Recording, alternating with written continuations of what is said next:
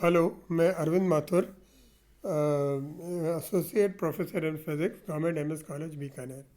आज unit third का transistors में एक general characteristics of an amplifier जो सिलेबस में मेंशन्ड है उसको हम देखते हैं। पहले तो हम ये देखते हैं कि एम्पलीफायर हम किसको कहते हैं।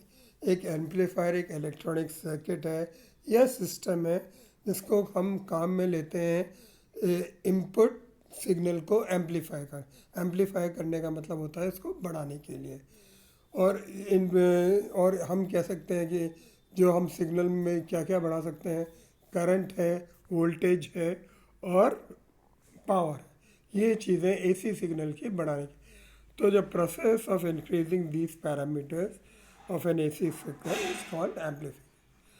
सबसे ज़्यादा ये पूछता है कि हम कम इन लो इनपुट देते हैं और हाई आउटपुट प्राप्त करते हैं, तो क्या ये संरक्षण के सिद्धांत के खिलाफ नहीं है। तो पहली बात तो ये है कि संरक्षण के खिलाफ अगर ये होता तो ये बनता ही नहीं, क्योंकि बिना संरक्षण का नियम का पालन किए हम चीज़ को अपने एनवायरनमेंट में एग्जिस्ट नहीं करती। तो ये सिग्नल बढ़ाता कैसे है। तो हम कहते हैं कि ये सिग्नल जो इनपुट सिग्नल को बढ़ाता है वो आउटपुट से जो जो एक्सटर्नल सोर्सेज से एनर्जी लेकर उस सिग्नल को बढ़ाता है।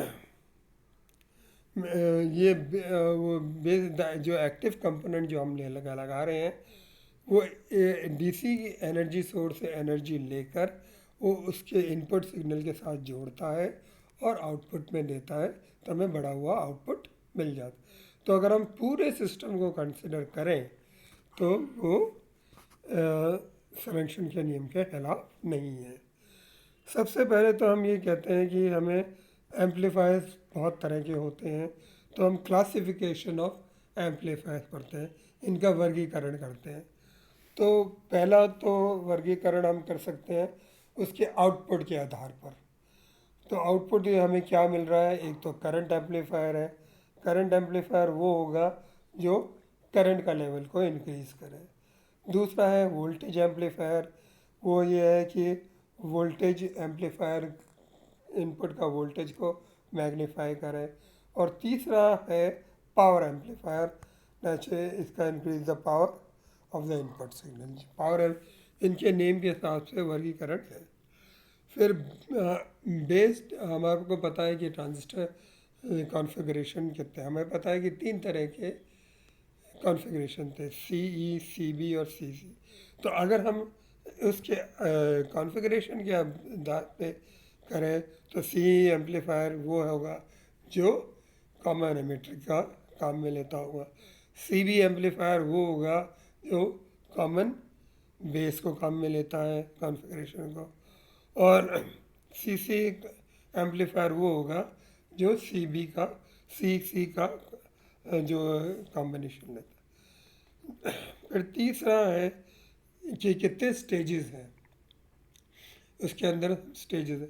तो सिंगल स्टेज एम्पलीफायर जिसमें सिर्फ एक स्टेज ऑफ एम्पलीफिकेशन होता है, यानी हम, और एक है मल्टी स्टेज। हम एक स्टेज का जो एम्पलीफायर है उसका पहले स्टेज का आउटपुट हम दूसरे के इनपुट में दे देते हैं, और ऐसे हम कई स्टेजेस लगा सकते हैं और उसको हम बना सकते हैं। क्यों जनरली सिंगल स्टेज का एम्पलीफिकेशन कम होता है और हमें ज़्यादा एम्पलीफिकेशन की ज़रूरत होती है, तो हम मल्टी स्टेज और कास्केड एम्पलीफायर्स को काम में लेते हैं based on the input signal. Input signal के आधार पर अगर हम उसको क्लासीफाई करें तो वो single single stage, single small signal amplifier और large signal. Small signal when the input signal is so बहुत कम होता है कि फ्लक्चुएशंस जो हैं इज़ वेरी स्मॉल, और लार्ज जिसमें फ्लक्चुएशंस ज़्यादा होते हैं। अच्छा, पांचवा क्लासिफिकेशन है कि फ्रीक्वेंसी रेंज के आधार पर हम उसको क्लासीफाई करें। वो एक ऑडियो फ्रीक्वेंसी रेंज होगी तो ऑडियो एम्पलीफायर हो जाएंगे, और अगर रेडियो फ्रीक्वेंसी होगी, ऑडियो फ्रीक्वेंसी रेंज 20 हर्ट्ज तो 20 किलो हर्ट्ज होती है। ऑडियो फ्रीक्वेंसी, रेडियो फ्रीक्वेंसी जिसमें वेरी हाई फ्रीक्वेंसीज होती हैं जो रेडियो फ्रीक्वेंसी के लेवल पे है। और video amplifier that in wide audio frequency range is called as video. फिर 20 एक और क्लासिफिकेशन है ना, 20 on based on biasing condition. जो बायसिंग कंडीशन, एक क्लास ए एम्पलीफायर होता है, क्लास बी एम्पलीफायर होता है, class C amplifier, class A B amplifier. अगर हम क्लास ए एम्पलीफायर्स वो हैं जिसमें पूरी एसी साइकिल के अक्रॉस आउटपुट सिग्नल मिलता है। क्लास बी एम्पलीफायर्स हैं जिसमें आउटपुट सिर्फ आधी साइकिल में मिलता है। क्लास सी एम्पलीफायर्स वो हैं जिसमें आधे से कम मिलता है। और अगर हम ए और बी का क्लासिफिकेशन कंबाइन कर दें तो वो क्लास ए बी एम्पलीफायर कहलाता है। फिर एक है जो बड़ा इम्पोर्टेंट आता है, वो based on the coupling methods.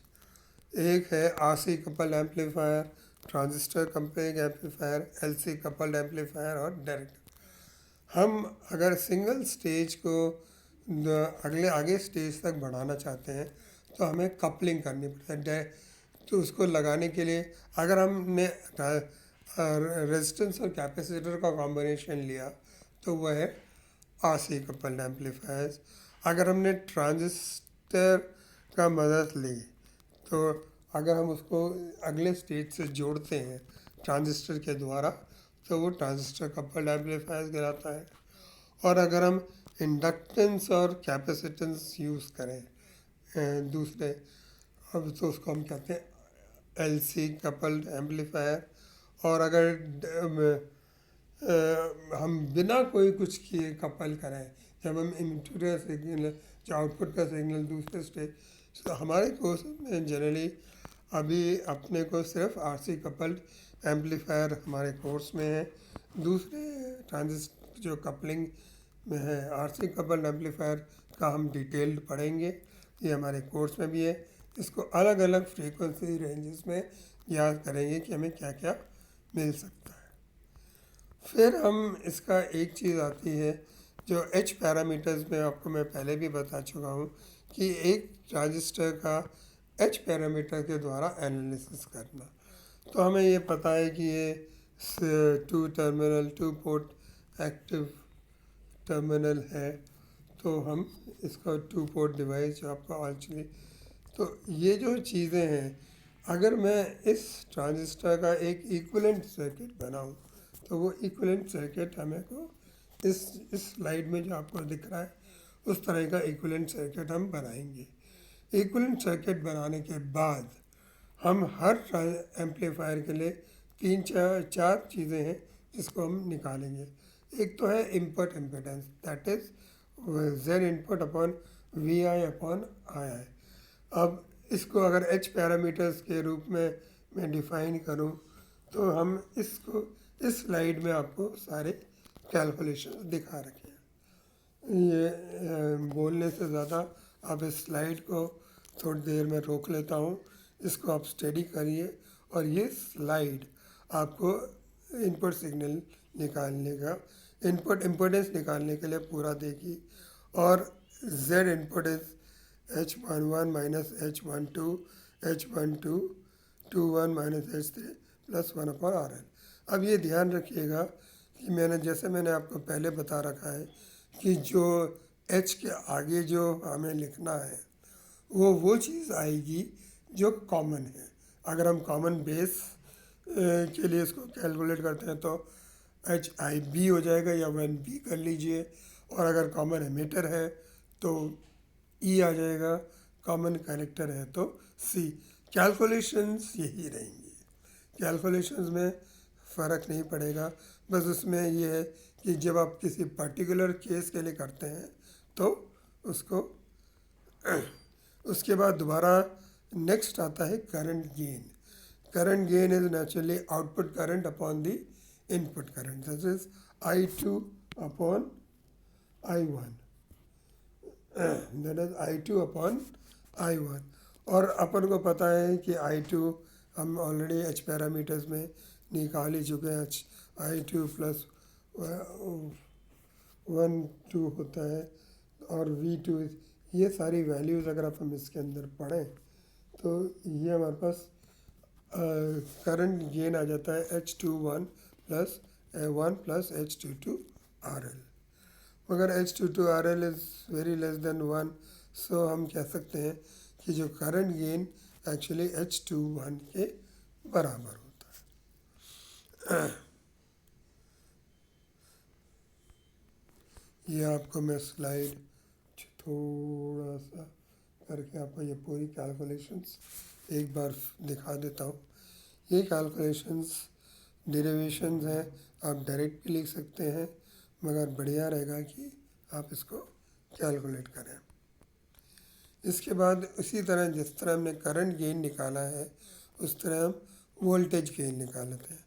वही फिगर जो हमने बनाई थी उस हिसाब से AV=V2/V1, और V1 अपन ऑलरेडी निकाल चुके हैं, ये 1/ZIE होता है। ये हमने वैल्यूज़ डाली और हमारे पास करंट गेन का वोल्टेज गेन का फॉर्मूला आ जाता है -H21/Z input plus H22 plus 1/RL।